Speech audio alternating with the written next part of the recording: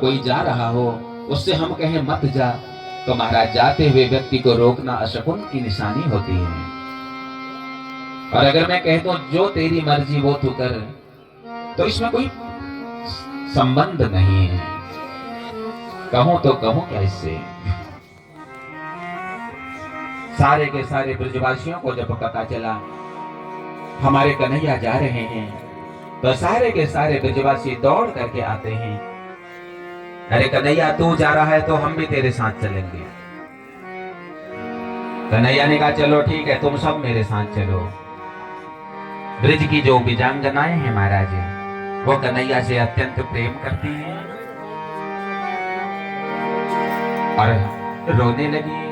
जा रहे हो कन्हैया हमें छोड़कर, सबका दिल तोड़कर, हमसे प्रेमी कन्हैया नहीं पाओगे, नहीं पाओगे।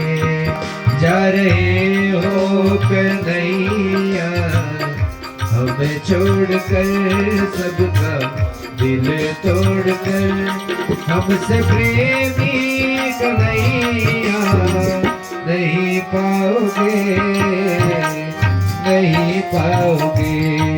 जा रहे हो कन्हैया हमें छोड़कर, सबका दिल तोड़कर।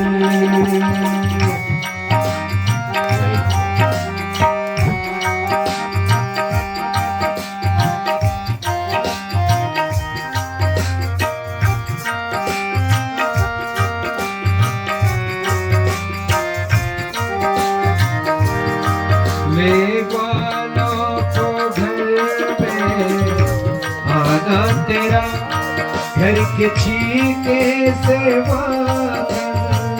चुराना तेरा। ले वालों को घर पे आना तेरा, घर के छीके से चुराना तेरा, चुराना तेरा। प्रेम वालों का जैसा तुझको मिला, तुझको मिला। ऐसे प्रेमी कन्हैया नहीं पाओगे, नहीं पाओगे। जा रहे हो कन्हैया ब्रिज छोड़कर, सबका दिल तोड़कर। ऐसे प्रेमी कन्हैया नहीं पाओगे, नहीं पाओगे। राजा राजा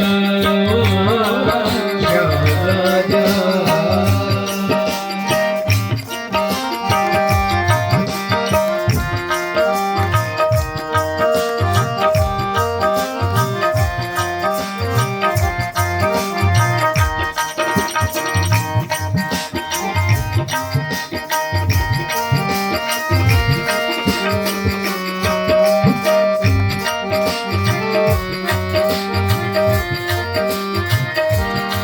प्रेम करके दीवाना बना के हमें छोड़ जाते हो, किसके सहारे कहो। प्रेम करके दीवाना बना के हमें छोड़ जाते हो, किसके सहारे कहो, सहारे कहो।